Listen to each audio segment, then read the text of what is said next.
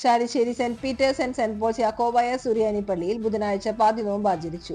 രാവിലെ ഇടവക വികാരി ഫാദർ ബിജു മൂങ്ങാങ്കുന്നിൽ വിശുദ്ധ കുർബാന മധ്യേ പള്ളിക്കകത്ത് സ്ലീബ പ്രദക്ഷിണവും സ്ലീബ ആഘോഷത്തിന് ശേഷം പള്ളിയിൽ ഹൈക്കലായുടെ മധ്യഭാഗത്ത് ഗോകുൽത്ത സ്ഥാപിച്ച് വിശുദ്ധ സ്ലീബ ഉയർത്തി. തുടർന്ന് വിശുദ്ധ കുർബാന പൂർത്തീകരിച്ചു. ഇനിയുള്ള 25 ദിവസങ്ങളിൽ പള്ളികളെത്തുന്ന വിശ്വാസികൾക്ക് വിശുദ്ധ സ്ലീബ വണങ്ങും.